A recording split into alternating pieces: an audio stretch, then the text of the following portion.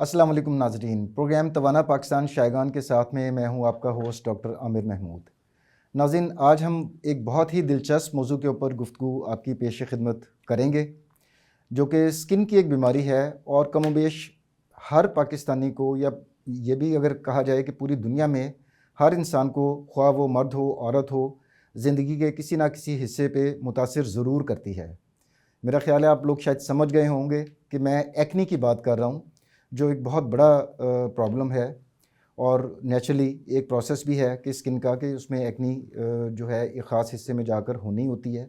लेकिन उसके अलावा भी कोई भी उम्र जो है उसमें इंसान इससे मुस्तस्ना नहीं है, हर उम्र के लोगों को एक्नी हो सकता है। और प्रोग्राम में मैंने खुसूसी दावत दी है आज ट्विन सिटीज़ के एक मशहूर डर्माटोलॉजिस्ट हैं, लेज़र थेरेपिस्ट हैं, डॉक्टर ज़िशान परवेज़ साहब को, जो कि एक सरकारी इदारे के डर्माटोलॉजी डिपार्टमेंट के सरबराह भी हैं और लाइफ केयर हॉस्पिटल इस्लामाबाद में एज डर्माटोलॉजिस्ट प्रैक्टिस भी कर रहे हैं।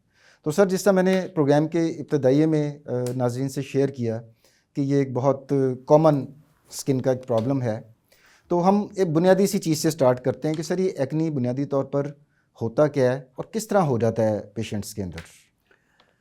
बिस्मिल्लाहिर्रहमानिर्रहीम। सबसे पहले तो डॉक्टर आमिर आपका और जो तवाना पाकिस्तान जो शायगान और उनकी जो टीम है शायगान ग्रुप ऑफ कंपनीज़ का मैं मशकूर हूँ। आई एम ग्रेटफुल कि आप लोगों ने मुझे ये अपॉर्चुनिटी दी कि मैं यहाँ आके आपके साथ अपनी जो भी नाचीज़ अदना नॉलेज है उसको शेयर करूँ। और ये आपने जो प्रोग्राम ये अवेयरनेस का शुरू किया है, ये डेफिनेटली अल्टीमेटली हमारी ग्रॉस रूट कम्युनिटी सर्विसेज में एक अच्छा पिवटल रोल अदा करेगा इंशाल्लाह। अब हम आते हैं टॉपिक पे। तो टॉपिक तो आपने बड़ा ज़बरदस्त चुना है, क्योंकि इस टॉपिक की ना डूज़ एंड डू नॉट्स और मिथ्स बहुत ज़्यादा हैं। और आप इंशाल्लाह प्रोग्राम में आप अगर कोई सवाल किए तो ठीक है, नहीं तो फिर कुछ चीज़ें उसके बावजूद मैं आपके साथ ज़रूर शेयर करूँगा कि अंडरग्राउंड आइसबर्ग क्या है इस डिज़ीज़ का। आइसबर्ग हम बर्डन को कहते हैं, वो फिर हम इसको डिस्कस करेंगे। एक्नी बेसिकली एडोलेसेंट डिजीज़ है। यंग एज में हार्मोनल चेंजेस आती हैं तो होती है, लेकिन बेसिकली इट्स इन्फ्लेमेटरी प्रोसेस। हमारे जिस्म में एक ऑर्गेनिज्म होता है प्रोपाइनोबैक्टीरियम एक्नी, वो हमारे जो पाइलोसबिशियस ग्लैंड है जो बाल और दाने के बीच में, उस सबिशियस ग्लैंड को ब्लॉक, पाइलोसबिशियस डक्ट जो होती है उसको ब्लॉक कर देता है। उस ब्लॉकिंग की वजह से एक इन्फ्लेमेशन बनती है और वो इन्फ्लेमेशन हमारी जो ऑयली सब्सटेंस है, ऑयल है, सीबम है, उसकी प्रोडक्शन को बढ़ा देती है, जिसकी वजह से ये एक्नी होता है। यानी कि सादा अल्फाज में अगर इसको इस तरह लें कि सर, जो हमारे बालों की जो जड़ें हैं उसके अंदर ग्लैंड्स होते हैं जो कि ऑयल प्रोड्यूस करते हैं। जी बिल्कुल। और ऑयल की वजह से उसके अंदर गर्दो गुबार भी आ जाते हैं। उस गर्दो गुबार में अगर हमारा जो नॉर्मल हेल्दी ऑर्गेनिज्म है, जब वो नॉर्मल फ्लोरा एक बैक्टीरियल इन्फेक्शन की शक्ल अख्तियार कर जाता है, तो उसमें जो ऑर्गेनिज्म है वो प्रोपाइनोबैक्टीरियम एक्नी है, जिसकी वजह से ये, और इसकी मुख्तलिफ साइट्स हैं। अगर आप कहें कि ये कहाँ कहाँ होती है, तो पाइलोसबिशियस डक्ट जहाँ जहाँ है वहाँ पे भी, यानी चेहरे में दाने, शोल्डर्स पे भी आ जाती है एक्नी। एक्नी आपके हेड पे भी होती है, एक्नी आपके मुख्तलिफ एरियाज़ में होती है। और अराउंड कोई आप यूँ समझ लें कि ये कॉमन सिम्टम्स के अलावा एज के से हट के एडोलेसेंस एक्नी भी एक है, यानी जो मिड एज ग्रुप है उसमें भी आपको एक्नी वल्गरस मिलती है। अच्छा सर, अगर हम अदाद शुमार पर गौर करें तो पूरी दुनिया में इसका तनासुब कितना है एक्नी का, और पाकिस्तान में अदाद शुमार क्या कहते हैं? उसमें सर अगर आप ऑनेस्टली स्पीकिंग बात करें, जो डेटा है, डेटा अब कितना वैलिड है दुनिया के, तो ग्लोबली तो 9 to 10% पॉपुलेशन जो है वो सफ़र करती है। और जो पाकिस्तान का डेटा है वो अराउंड कोई 5.5 या 6% ऑफ द पॉपुलेशन है, जो कि अच्छा खासा बन जाता है। देखें ना, जब ये डिज़ीज़ ही जवान बच्चों की और एडोलेसेंट की है, तो इसका मतलब एक पॉपुलेशन तो एक्सक्लूजन में आ गई ना। छोटे बच्चे, नियोनेटल एक्नी होता है, देयर आर फ्यू, लेकिन बहुत रेयर होता है और बड़ी उम्र में नहीं होता, तो यानी एक पॉपुलेशन तो आपकी रूल आउट हो गई। तो उस हिसाब से 5 to 6% burden, actually burden of disease जब हम कैलकुलेट करते हैं तो उसके दो मतलब हैं, नए केसेस और पुराने केसेस, इंसिडेंस एंड प्रिवलेंस। तो जब इंसिडेंस और प्रिवलेंस को मिलाते हैं तो इंसिडेंस वो है जो नया आज बच्चा पैदा हुआ है, आज तो उसको नियोनेटल एक्नी होगा, हो सकता है, वरना जब वो 12-13 साल की उम्र में आएगा तब जाके उसको एक्नी होगा, उस हिसाब से ये 5 to 6% ग्लोब पाकिस्तानी बर्डन बनेगा। अच्छा सर, जैसा आपने फरमाया कि एक बड़ी वजह तो आपने बयान कर दी कि जो हमारे बालों की जड़ें हैं उसके अंदर जो ग्लैंड्स होते हैं वो ज़्यादा ऑयल प्रोड्यूस कर रहे होते हैं। तो क्या ये तमाम एक्नी की वजूहात हमारी जिल्द के अंदर ही होती हैं या हमारी पूरी बॉडी में कुछ ऐसी वजूहात हो सकती हैं? उसमें भी देखें, एक वजूहत तो ये है कि जहाँ जहाँ पाइलोसेबेशियस डक्ट होगा वहाँ वहाँ ये ऑर्गेनिज्म होगा, जहाँ जहाँ सीबम बन रहा होगा उसकी प्रोडक्शन बढ़ेगी। इसके अलावा एंड्रोजन हार्मोनल डिपेंडेंट एक्नी, जैसे हम एक्नी एक्चुअली कहते हैं ये जवानी के दाने, मोहिड़ा, पिंपल्स इसका इंग्लिश वर्ड है। तो जो पिंपल्स हैं वो हार्मोनल एंड्रोजन एक्टिविटी जब आपकी बढ़ती है उसमें हार्मोनल डिस्टर्बेंस, हार्मोनल ब्लॉकेज या हार्मोनल इनबैलेंस जो है वो भी एक बड़ी वजूहत हैं एक्नी की। तो इसमें अपार्ट फ्रॉम दैट कि जो प्राइमरी कॉज है वो पाइलोसेबेशियस डक्ट की ऑर्गेनिज्म है। तो सर जो आप हार्मोन्स की वजह से जो वजूहात हैं उसमें इसका मतलब है कि वो ऐसे बच्चे और बच्चियां जो भी सने बुलूगत तक पहुंच रहे हैं, लाइक कि अपनी टीन्स के अंदर हैं और उनमें जो है वो बुलूगत के आसार आना शुरू हो गए हैं, तो उस वक्त ये हार्मोनल इम्बैलेंस हो जाता है सर? उसमें भी, और पर्टिकुलरली वो बच्चियां जो बलूगत के, अब फॉर एग्जांपल 11 साल की बच्ची या 11.5 साल में उसको मेंसेस आ गए, माहवारी आ गई, लेकिन ये क्योंकि ये हार्मोन प्री मेंस्ट्रुअल एक्टिवेट होता है तो ख़वातीन को इस बात को अंडरस्टैंड करना होगा कि पीरियड्स आने से 2 या 3 दिन पहले एक्नी नॉर्मल स्टेट से ज़्यादा फ्लेयर हो रहा होता है। तो इसको अगर हम अंडरस्टैंड कर लेंगे ना, जब हम ट्रीटमेंट की तरफ आएंगे तो उनको समझाएंगे कि अगर हम पहले 2 या 3 दिन में उसकी सीवियरिटी इंडेक्स ज़्यादा होगा एज़ कम्पेयर कि जब वो पीरियड्स आ जाएंगे या जब वो पाक होना शुरू होंगे। इसी तरह बच्चों में भी जब वो हार्मोनल चेंजेस आती हैं, सेकेंडरी सेक्सुअल कैरेक्टरिस्टिक्स आते हैं, तो उस वक्त एक्नी जो है अपनी उसकी साइन सिम्टम्स में एग्रेवेशन आ जाती है। अच्छा सर, अब हम आते हैं एक्नी की वाज़ेह अलामात, ऐसी अलामात के जो एक मरीज़ को दिखाई दें तो उसको सोचना चाहिए कि ये एक्नी हो सकता है, वो कौन कौन सी हो सकती है? देखिए अलामात डॉक्टर साहब अगेन ग्रेडिंग ऑफ एक्नी पे डिपेंड करेगा। ग्रेडिंग क्या है, 2 किस्म की है, एक तो 1, 2, 3, 4 ग्रेड हो जाए, ज़ाहिर है smaller will be and going towards the up. दूसरा तरीका ये है कि माइल्ड, मॉडरेट और सीवियर, यानी थोड़े थोड़े से ज़्यादा और सीवियर, तो सिम्टम्स भी उस हिसाब से होंगे। लेकिन जो माइल्ड है उसमें हमारे पास कोमेडोम जिनको हम कहते हैं, एक ब्लैक हेड होते हैं और एक वाइट हेड होते हैं। अगर वो क्लोज कोमेडोम होंगे तो वाइट हेड होंगे, अगर वो खुले हुए ओपन हुए जिसको कहते हैं पोर्स तो वो ब्लैक हेड होंगे। नहीं तो फिर अगर छोटे छोटे दाने बनना शुरू हो गए जिसको इंग्लिश में पिंपल्स कहते हैं तो ये पेप्यूल है। इन्हीं पेप्यूल्स में अगर पीप पड़ जाएगी तो वो पस्चूल कहलाएगा। इसी को जब हम नोचते हैं तो पस्चूल, इसी को अगर ये इसकी थोड़ी और एडवांस फॉर्म बन जाए तो वो नोड्यूल बन जाएगा, यानी छोटा गढ़। और ये सारे मिल जाएं, माइक, पेप्यूल, पस्चूल, नोड्यूल और एक और बड़ा गढ़ बन जाए तो हम उसको सिस्ट कहेंगे। तो जाहिर है अब इससे आप अंदाज़ा कर लें कि जो सिस्टिक एक्नी होगा वो सीवियर एक्नी होगा और तो बहुत डिसफिगरिंग होगा और ये डिसफिगरिंग ही है जो एक्नी की, जो मैं यूँ कहूँ कि जो मॉरल सोशल इम्पैक्ट है ना एक्नी का, वो है सीवियरिटी ऑफ एक्नी। और सीवियरिटी ऑफ एक्नी के हम सब खुद जिम्मेदार हैं, उसके बड़े असबाब हैं। मैं समझता हूँ कि मैं याद कर रहा हूँ, अगर आपका कोई सवाल ना हुआ तो इसको मैं ज़रूर अगली स्टेज पे बताऊंगा। बल्कि आपकी बात सेकंड करूंगा सर कि मैं एक साइकोलॉजी की एक स्टडी पढ़ रहा था तो उसमें यूथ के अंदर जो एक्नी की वजह से सोशल विड्रॉल है वो इंसिडेंस उस पॉपुलेशन में बहुत ज़्यादा है। जिन स्टूडेंट्स में या नौजवान लोगों में एक्नी का प्रॉब्लम होता है तो वो सोशली विड्रॉन हो जाते हैं, लोगों से मिलना जुलना बंद कर देते हैं, एक इन्फीरियरिटी कॉम्प्लेक्स आना शुरू हो जाता है। आपकी बात को सेकंड कर रहा हूँ। मैं आपको इसी का मौजू लेते आपको शेयर कर लूँ कि मैं हॉस्पिटल डायरेक्टर हूँ, यानी मैंने डर्मेटोलॉजी में MCPS डी-ड्रम के अलावा मैंने पब्लिक हेल्थ में मास्टर्स किया और अब मैं इस वक्त पब्लिक हेल्थ में PhD कर रहा हूँ। Very nice sir. और जो पब्लिक हेल्थ PhD है वो आपकी जितनी भी प्रिवेंशन है उस पर काम करती है। पाकिस्तान का स्टैटिस्टिकल डेटा है कि 6% रिश्ते सिर्फ इसलिए रिजेक्ट हो जाते हैं कि ख़वातीन बच्चियों के मुँह में जो है वो दाने होते हैं, without looking at the character, without looking at the सीरत। वो और कहते हैं ना, अपनी बेटी सोए तो आराम कर रही है, दूसरे की बेटी सोए तो सुती रहती है बहू। तो ये जो थॉट है ना हमारा कि जब हम रिश्ता देखने जाते हैं तो हमारी पहली नज़र उसकी गालों पे पड़ती है, and if anyone has acne तो रिजेक्शन का क्राइटेरिया है। और ये आप वाली बात की जो सुसाइडल टेंडेंसी है ना वो एक, इवन मेरे पास तो पेशेंट आते हैं मेल जो कहते हैं कि हम सोसाइटी में नहीं जाएंगे, हम क्लास में नहीं जाएंगे, हम पार्टी में नहीं जाएंगे क्योंकि इसका जो साइको सोशल इम्पैक्ट है वो खराब। ये और बात है कि उसके जिम्मेदार हमारी अपनी आवाम है, क्योंकि जब वो इस एक्नी को पिंच करती है ना, जब वो उसको फाड़ती है तो दैट रिजल्ट इनटू पेप्यूल में से रिएक्शन होता है, वो मजीद पस्चूल में से वो सिस्ट बनती है और दूसरा है not accepting the treatment protocols. नाज़रीन, डॉक्टर साहब ने एक इंतहाई अलार्मिंग तशवीशनाक जो है वो हकीकत का यहाँ पर एक ज़िक्र किया है कि पाकिस्तान में तकरीबन 6% रिश्ते लड़कियों के सिर्फ उसके चेहरे के ऊपर एक्नी के निशानात की वजह से नहीं हो डॉक्टर साहब पाते। कॉम्प्लेक्शन इसके अलावा है, चलें बॉडी सर, मास complexion इंडेक्स तो उसके अलावा है, अल्लाह और ताला अलग का ये दिया हुआ सिर्फ है ना। एक्नी का डेटा दे रहा हूँ आपको। सर वो तो अल्लाह ताला हाँ, का मतलब दिया वो अलग देन है ना। फैक्टर्स है ही हैं, अगर उसका लेकिन ये तो ऐसी चीज़ है लॉजिकल एनालिसिस निकालिए, ओनली एक्नी की बात जो कर रहा हूँ। कंट्रोल में हाँ, है, एक्नी जो कि अगर टाइमली प्रिवेंटेबल डिजीज है, ट्रीटेबल डिजीज है। एग्जैक्टली यही मेरा पॉइंट था कि देखें, कम्प्लेक्शन, रंग गोरा होना, सांवला होना, सफ़ेद होना, वो तो एक कुदरत की तरफ से है ना। लेकिन चेहरे की जो स्किन की हेल्थ है वो कम से कम एक्नी के हवाले से नाज़रीन बहुत इंपॉर्टेंट पॉइंट है कि अगर आपके घर में भी कोई इस तरह की नौजवान लड़की है जिसके चेहरे के ऊपर दाने वार हैं, तो ज़रूर इधर उधर के टोटकों के बजाय ज़रूर किसी क्वालिफाइड डर्माटोलॉजिस्ट से रब्ता करें।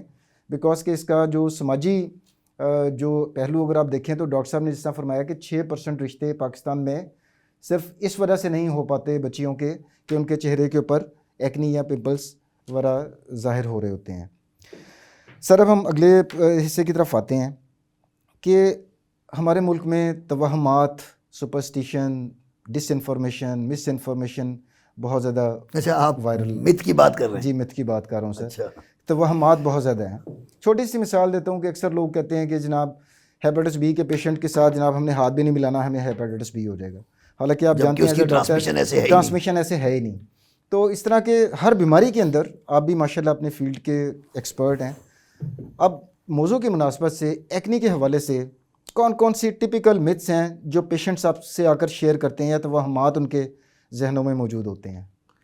सबसे बड़ी मिथ तो ये है कि डॉक्टर साहब इस सानू भी हो ऐसी बच्ची नू भी हो जाते हैं। यानी पहले तो इनकी एक्सेप्टेंस, WHO काम कर रहा है 4A पे मिथ्स में: अवेलेबिलिटी, एक्सेसिबिलिटी, एडाप्टेबिलिटी, एक्सेसिबिलिटी। यानी ये तमाम चीज़ें अगर आपकी हेल्थ केयर डिलीवरी सिस्टम में होने के बावजूद अगर हैं, और कम अज़ कम सोशल मीडिया के दौर में नहीं, आज से जो 99 से पहले पैदा हुए हैं उन्होंने तो शायद सोशल मीडिया का वो इम्पैक्ट ना देखा हो। लेकिन जो 20th सेंचुरी के हैं उनको तो ऑलमोस्ट इन एवरीथिंग उनकी अवेयरनेस में। एक तो सबसे बड़ा मिथ ये है कि ये खुद ही ठीक हो जाएंगे। नंबर 2 मिथ तो ये है कि एक गर्म चीज़ बड़ी खाती है, मतलब ये इसको गर्म चीज़ें बहुत खाता है, एसोसिएट करते हैं। चॉकलेट वाकई जो चॉकलेट है वो वाकई फैक्टर ज़रूर है, लेकिन ये मिथ के चॉकलेट खाने से एक्नी हुआ है, that is acne can aggravate by variety of food, जिसमें हम ग्लाइसेमिक फूड्स जो हैं वो उसको मैं आपको एक्सप्लेन करूंगा कि ग्लाइसेमिक फूड जो है बेसिकली वो हार्मोन को एग्जेजरेट करते हैं।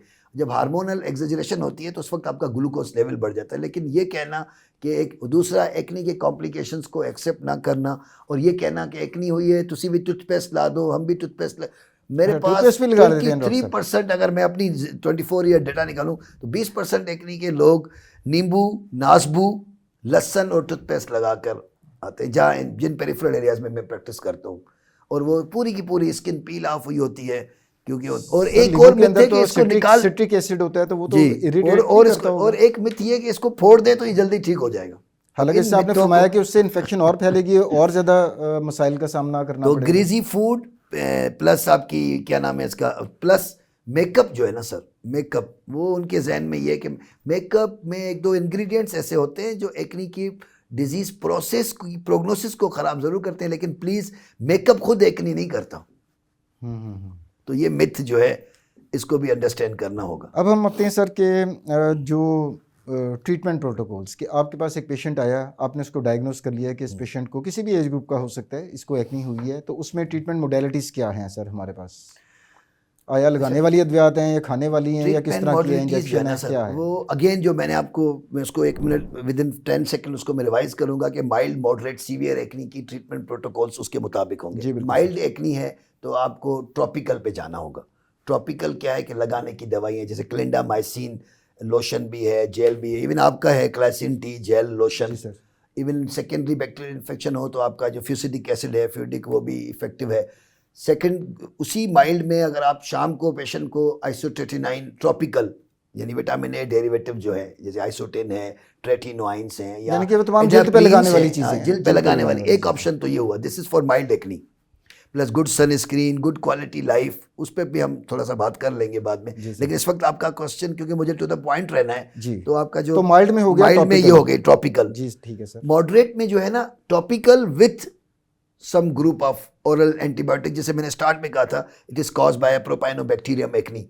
तो जो सेकंड ऑप्शन है that is doxycyclines, minocyclines and azithromycins, यानी कि खाने वाली एंटीबायोटिक्स भी आ जाती हैं सेकंड ग्रुप में। सेकंड ग्रुप में with some certain hormonal drugs जो आपके ओरल कंट्रासेप्टिव पिल्स का काम भी करती हैं। डायन 35 है, जैसे ये ड्रग्स भी जो है हार्मोनल एक्नी में बड़ा अच्छा रिजल्ट आता है। थर्ड ग्रुप वो है डॉक्टर साहब जो माइल्ड मॉडरेट से भी एडवांस है, शिद्दत पकड़ गया है एक्नी। अगर आप उसको नहीं छोड़ते या नहीं ट्रीट करते तो उसकी कॉम्प्लिकेशंस तो काफ़ी हैं। उसमें से सबसे बड़ा कॉम्प्लिकेशन तो ये कि ये लाइफ टाइम परमानेंट आपका ये स्कार है ना, इसने तो जाना ही नहीं है कहीं, because acne itself is not alarming as the scarring of acne is alarming. पक्के निशान और लाइफ टाइम आपके, जैसे स्मॉल पॉक्स को एरेडिकेट किया था 1970 से पहले, लेकिन निशानात रह गए थे सर। जी, निशानात रह गए थे। आज भी जो लोग पुराने जो 40 से 1965 के बीच में पैदा हुए हैं, उनमें से किसी न किसी को स्मॉल पॉक्स के अभी भी आपको सोसाइटी में कुछ लोग जी बिल्कुल इसी तरह। तो जो नोड्यूलर एक्नी है ना, उसमें इंपॉर्टेंट है आपका ओरल आइसोट्रेटिनॉइन्स। यहाँ पे मैं आपका ज़रूर 30 सेकंड लूँगा कि जी प्लीज़ सर। ओरल आइसोट्रेटिनॉइन ने ना बड़ी, हमारे जनरल प्रैक्टिशनर हजरात माजरत के साथ, हमारी गायनोकोलॉजिस्ट बहनें, उनको पता है कि ये टेरेटोजेनिक ड्रग है। अगर उनको पता नहीं है तो प्लीज़ इस शो के ज़रिए उनको ये हम सबमिट कर रहे हैं कि आइसोट्रेटिनाइन्स आर टेरेटोजेनिक। टेरेटोजेनिक वो दवाइयाँ होती हैं जो एक हामला औरत से, बच्चे को, दूध पिलाने वाली बच्ची से हो जाती हैं। इससे भी ज़्यादा जो उसका प्रॉब्लम ये है कि जिनकी शादी होने वाली होती है ना, उनको भी ये नुकसान देती है, because it remains in the blood stream for at least 4 to 8 weeks minimum, 12 weeks तक भी। तो ज़ाहिर है अगर जीपी के पास इतना टाइम नहीं होता कि वो ये पूछ ले के, तो आपने जैसे कहा ना कि क्वालिफाइड लोग के पास है, उसका यही फ़ायदा है ना कि वो अपनी लॉजिकल फ्रेमवर्क एनालिसिस के तहत उसकी ट्रीटमेंट करेगा और गाइडलाइंस के मुताबिक उसको ट्रीट करेगा। तो अगर आप कुछ नहीं कर सकते तो एटलीस्ट ट्रीटमेंट में ना बेटनोवेट, डर्मोवेट लोग, औरतें, बच्चियां हमारी लगाना छोड़ दें, बिकॉज स्टेरॉइड एकदम से डिजीज़ को, प्रोग्नोसिस को, एंटी इन्फ्लेमेटरी है ना, वो फ़ौरन ठीक कर देता है। तो मरीज़ ये समझता है कि ये ज़्यादा मैजिक ड्रग है जी। 13% ग्रोसरीज में बेटनोवेट ग्रोसरी का पार्ट है। आप WHO का डाटा निकाल लें सर, ये बिल्कुल दुनिया के 6 मुल्क ऐसे हैं जिनमें बेटनोवेट ग्रोसरी का पार्ट है। सर ओवर द काउंटर बन गई है अब तो, मरीज खुद जाके medical store over the counter. तो मेरे पास एक पेशेंट आई 3 महीने पहले कि मैंने कहा बेटा ये क्या है? कहती है सर ये आपने 1 साल पहले मेरी कजिन को लिख के दी थी, मैंने भी खा ली। मैंने कहा अच्छा बताओ कि क्या तुम्हारे, कहती है 4 महीने का बच्चा है मेरा पेट में, यानी उसको मैंने लिख के दी थी। That lady the girl was unmarried. उसने 2 साल पहले वाली मेरी प्रिस्क्रिप्शन को कॉपी किया, खुद ही खाई, और उसकी DNC भी हुई, बच्चा भी ज़ाया हुआ, और बैड ऑब्स्टेट्रिकल हिस्ट्री भी हुई। तो आइसोट्रेटिनाइन के अपने साइड इफ़ेक्ट हैं, वो भी आपको पता होने चाहिए। एक तो टेराटोजेनिसिटी, दूसरा फिशरिंग लिप्स, डिसलिपिडीमियास, लिवर एंजाइम्स डिस्टर्बेंस। इसके अलावा इसका जो डोज है ना सर डॉक्टर साहब, वो इंपॉर्टेंट है। इट इज़ 0.5 से 1 मिलीग्राम पर kg पर body weight and should be avoided in all child bearing women. Child bearing age contraindication है सर। सिर्फ शादीशुदा नहीं, जिनकी शादी होनी है उनको भी इस बात का अंडरस्टैंड करना होगा। और शादी से 2 महीने पहले आपके पास आ जाएंगी, डॉक्टर साहब हुण सा इसका बंदोबस्त करो। ओ भाई तो 1 साल पहले आप आती ना, अब अगर आप आती, अब आप इसको अगर आइसोट्रेटिनाइन देते हैं, हाफ लाइफ उसकी और उसकी आप इसकी सिर्फ शादी, किसी भी लड़की की शादी की डेट एक्सटेंड करके देखें, ऐसी 100 पुप्पो 100 खालाएं आ जाएंगी उसके रिश्तेदार कि कोई कुछ होया है जो शादी की तारीख आगे दी इन्होंने। बिल्कुल इसी तरह से वो तो dance. This is the dilemma of our society. Absolutely sir, ये बहुत इंपॉर्टेंट। सर हमारे हंस रहे हैं, मैं हकीकत बता रहा हूँ आपको। बिल्कुल इसी तरह है सर। आपका चूंकि डायरेक्ट इंटरेक्शन पेशेंट्स के साथ है, तो मैं आपको वो बात बता रहा हूँ जो ग्राउंड रियलिटी अनफॉर्चुनेट और बड़ी सीरियस किस्म की ऑब्जर्वेशंस आपकी होंगी। अब अगला सवाल सर हमारा होगा एक्नी की स्वेयर कॉम्प्लिकेशंस के ऊपर, लेकिन उसका जवाब के लिए मैं रिक्वेस्ट करूँगा कि हम ब्रेक के बाद ले लें। तो यहाँ पर नाज़रीन वक्त हुआ एक छोटे से वक्फे का। Let's take a short break.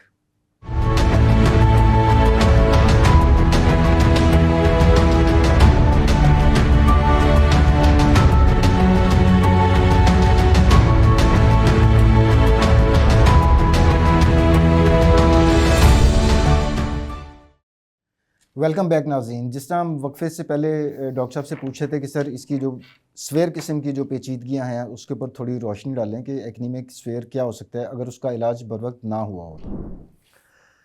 देखें डॉक्टर साहब, कॉम्प्लिकेशंस जो है ना, वो एक तो क्लिनिकल कॉम्प्लिकेशंस हैं, जैसे नोड्यूलर सिस्ट बन जाती है, कोंगलाइबेक्टम एक्नी उनको हम कहते हैं। कोंगलाइबेटा वो होता है जो बड़े बड़े गढ़ से भी बड़े दाने बन जाए। फलमिनेंट एक्नी, फलमिनेंट हम कहते हैं सीवेरिटी, और बहुत सारे एक्नी, ऐसे एक्नी के बहुत सारे गुच्छे बन गए हों। तीसरा कॉम्प्लिकेशन है इसका, इसी गुच्छों के अंदर इतनी बड़ी पीप बन जाती है कि इसको जब हम रिजॉल्व भी करते हैं ट्रॉपिकल ट्रीटमेंट से, आइसोटेटिनाइन से, तब भी उसकी स्कार्स रहते हैं, जिसको हम कहते हैं पोस्ट एक्नी स्कारिंग। उसमें जो आइस पैक स्कार है, जैसे बर्फ़ के टुकड़े होते हैं, इस तरह से परमानेंट बने होते हैं। इसके अलावा पोस्ट इन्फ्लेमेटरी पिगमेंटेशन बन जाती है, यानी एक्नी तो ख़त्म हो जाता है, लेकिन एक्नी की वजह से पिगमेंटेशन परमानेंट रह जाते हैं और उनका सर कोई इलाज नहीं है। उनका इलाज है तो माइक्रोड्रम, एब्रेजन, लेजर, तो देखिए एक्सपेंसिव है ना ऑब्वियसली। वही मैंने कहा ना कि अफोर्डेबिलिटी भी 4 किस्म की है ना। मॉरल अफोर्डेबिलिटी पहले नहीं है, पहले हमने डिजीज़ को एक्सेप्ट ही नहीं किया, फिर साइकोलॉजिकल अफोर्डेबिलिटी नहीं है, फिर फाइनेंशियल अफोर्डेबिलिटी नहीं है, फिर फिजिकल अफोर्डेबिलिटी नहीं है, जाए कौन इस बीमारी के लिए अस्पताल, फिर हमारे मुल्क का हेल्थ केयर सिस्टम। ये दोनों चीज़ें हैं, यानी कम्युनिटी के एंड पे affordability, moral, physical, financial, psychological, और गवर्नमेंट या इदारे अवाम की एंड पे जिस मुल्क में लोग पैनाडोल बेचारे खुद खरीदते हों, सर पोलियो के ड्रॉप्स का डर में घर घर जाकर गवर्नमेंट मुफ्त पिलाती है और वो कहते हैं कि तो वो तो फिर कैप की कमी है ना। नॉलेज, एप्टीट्यूड, अगर नॉलेज है तो एप्टीट्यूड नहीं है, एप्टीट्यूड है तो प्रैक्टिस नहीं है। मतलब मैच आएगा तो हम क्रिकेटर बन जाएंगे, इसको ऐसे बोलना चाहिए था, ऐसे मारनी चाहिए थी। ईद आएगी तो हम सब अपने मुफक्कर बन जाते हैं, सियासी इलेक्शन आएंगे तो हम अपनी थॉट देना शुरू कर देते। So we born multi diversified कौम है। पाकिस्तान में तो जो सोसाइटी है वो इस किस्म की है कि जहाँ पर कोई सोशल गैदरिंग होती है तो हर बंदा डॉक्टर बना होता है, और जब उस गैदरिंग के अंदर कोई डॉक्टर चला जाए तो हर बंदा मरीज बना होता है। बिल्कुल। और वो जो आपके वाली बात सेकंड करूँगा कि नाज़रीन, अ स्टिच इन टाइम इज़, वो क्या कहते हैं sir, a stitch in time saves 9। कि जिस वक्त एक्नी की, अगर आज चूँकि मौजू हमारा एक्नी है, तो एक्नी के अलामात हो तो टाइमली फ़ौरन, खुदा का वास्ता टाइमली डॉक्टर के पास चले जाएं, ताकि उस वक्त जो पेचीदगियाँ डॉक्टर साहब ने अभी आपसे जिक्र किया है उसमें जाने से पहले बड़ा आसानी इलाज शायद लगाने वाली आसान कॉम्प्लिकेशन है जो मैंने आपको से ही सेटल हो जाए, कोई एंटीबायोटिक भी ना देनी पड़े, कोई खाने वाली अद्वियात भी ना देना पड़े। तो टाइम पर पहुँचना और क्वालिफाइड डर्माटोलॉजिस्ट के पास जाना एक्नी की सूरत में is of Paramount importance, I would say. अब सर हम आते हैं ट्रीटमेंट है ना सर, उसमें भी जो ड्यूरेशन है ना ट्रीटमेंट का, सिर्फ डॉक्सीसाइक्लिन देनी नहीं है, कितने अरसे तक देनी है, आइसोटेटिनाइन कितने अरसे तक देनी है, कब बंद करनी है, उसके जो ट्रीटमेंट प्रोटोकॉल्स और गाइडलाइंस है ना, उसको ज़ाहिर है एक क्वालिफाइड डर्माटोलॉजिस्ट ही मरीज़ को एक्सप्लेन कर सकता है ना। जी बिल्कुल सर। तो ये रिकमेंडेशन तो ये है कि they should go to a quality doctor, जहाँ आपका अपना क्वालिटी लाइफ इंडेक्स इम्प्रूव हो। हेल्थ केयर सिस्टम की भी ज़ाहिर कमी है डॉक्टर साहब, ऐसा नहीं है। हमारे पास हमारा 29% हमारी पॉपुलेशन ऊप्स देती है, आउट ऑफ पॉकेट स्पेंडिंग है। यानी इस मुल्क के हर 100 में से 29 लोग तो प्योर अपनी जेब से खर्च करके अपना इलाज कराते हैं। एग्जैक्टली। बाकी जो बाकी बर्डन है वो हेल्थ केयर सिस्टम का पब्लिक सेक्टर हॉस्पिटल में, if I am not wrong 1:2000 तो यहाँ पर पर फिजिशियन 2000 लोग है वो है, जबकि वेस्ट में शायद 1:200-300 के ऊपर एक डॉक्टर मौजूद होता है। अच्छा सर, अब हम एक प्रैक्टिकल इशू की तरफ जो है मैं इशारा करने लगा।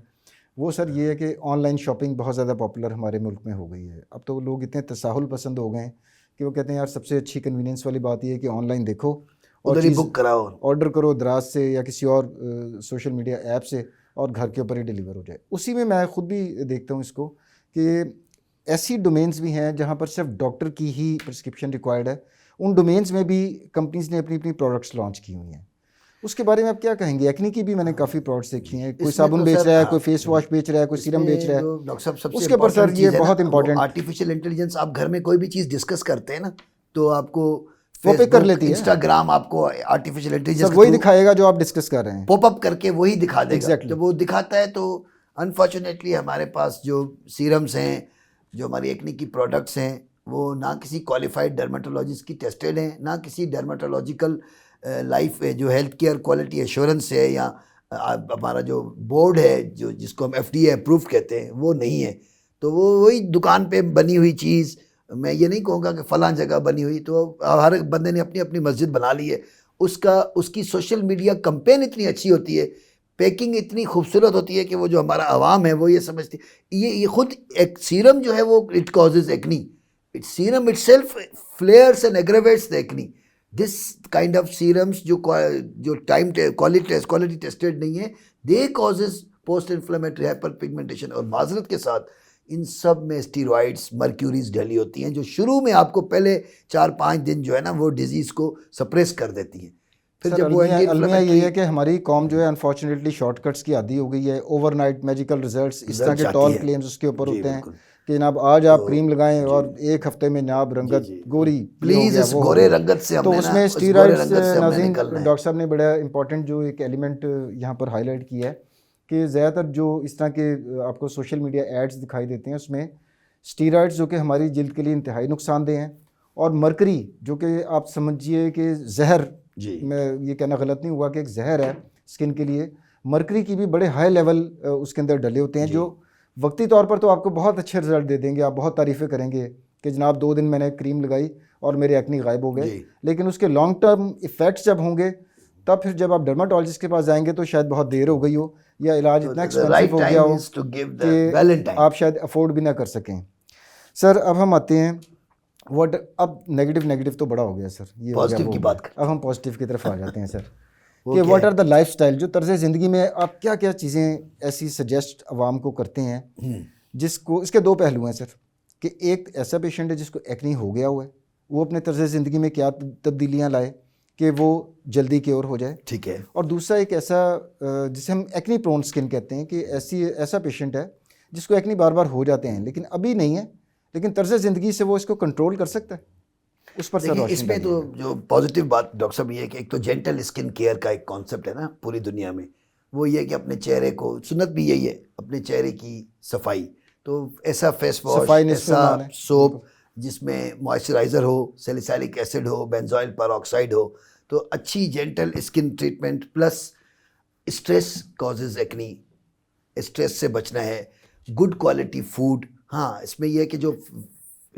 आपकी चॉकलेट्स हैं, आपकी फिजी ड्रिंक्स हैं, आपके फैटी फूड्स हैं, पिज़्ज़ाज हैं, जंक्स हैं, ये they indirectly triggers your inflammatory process, और जो शुगरी ग्लाइसेमिक कंट्रोल उनका पूरा नहीं होता तो इंसुलिन लेवल हार्मोनल डिस्टर्बेंस करके, कॉर्टिजोल लेवल डिस्टर्ब करके एक्नी को फ्लेयर कर सकता है। दूसरी जो लाइफस्टाइल मॉडिफिकेशन ये है कि regular exercise, regular dietary habits में आपको one should use plenty of water intake, plenty of fruit vegetables, regular exercises, sleep good, sleep hygiene का एक कॉन्सेप्ट है कि एटलीस्ट 2 घंटे पहले, ये देखें ना आप जब मोबाइल पे बैठते हैं ना तो वो आप बैठते हैं तो आपको ऐसी चीज़ पॉपअप करता है जिससे आपके 2 घंटे की नींद और उड़ जाती है। बिल्कुल इसी तरह। और पाकिस्तान में एडिक्शन बन गया मेलास्मा का जो one of the positive agent ये कि लेट के मोबाइल देखना मेलास्मा के लिए खतरनाक है, तो एक्नी के लिए तो शायद ना हो। सर आप तो माशाल्लाह डर्माटोलॉजिस्ट हैं, आपके पास तो डार्क सर्कल्स के साथ पेशेंट कितने ज़्यादा आते हैं, और उसमें सोशल मीडिया, टीवी खत्म हो गया, हमारा कंप्यूटर खत्म हो गया, everything is on this mobile. तो आपका ये सर्वाइकल स्पाइन, आपकी रेडिकुलोपैथीज, आपके पोस्चरल डिफेक्ट्स, ये सारी प्लस डैंड्रफ आपकी, तो हाइजीन, इसको तो सर आपकी बात सेकंड करूंगा, टेक्स्ट नेक सिंड्रोम का नाम दे दिया गया। जब आप कंटिन्यूसली मोबाइल को इस तरह देखते रहते हैं तो आपकी ये सर्वाइकल, ये जो गर्दन के नाज़रीन मोहरे हैं, ये परमानेंटली भी आपका पोस्चर चेंज कर सकते हैं। अच्छा सर, इसमें एक ज़िमनी सवाल जस्ट मुख्तसर सा कि एज ए डर्माटोलॉजिस्ट हमारे यहाँ पर जो ब्यूटी सोप है ना, उनमें जो मेयार का जो क्राइटेरिया है वो ये है कि खुशबू ऐसी हो कि जनाब यूँ लगाया हो तो वो 8-8 मीटर तक स्मेल आ रही है, और रंग भी बड़े शॉकिंग किस्म के रंग होते हैं। एज ए डर्माटोलॉजिस्ट साबुन के अंदर ये जो स्ट्रॉन्ग स्मेल है प्लस ये जो उसका कलर है, ये भी स्किन के लिए, skin causes contact eczemas. The soap should be non greasy, non fragrant, इसके अंदर इसकी खुशबू नहीं होनी चाहिए। जो वाइट सुरा साबुन जिसको पंजाबी में कहते हैं ना, सुरा साबुन या with salicylic acid benzoyl peroxide face wash is the only recommended treatment for your fair, for I mean your maintenance of your skin. ये सर ऑन पर्पस मैंने आपसे पूछा था क्योंकि बड़े फैंसी किस्म के एड्स आते हैं तो लोग फिर वो जाहिर फिर बात वो है, ये हो मासूम से जाएगा लोग कि हैं किसकी वो कि जी स्पॉन्सरशिप इसकी है कंपनी, वही मैंने कहा ना, वो इतना वो फैसिनेट करते हैं ना आपको कि एग्जैक्टली। आपको वो लेना पड़ जाता है।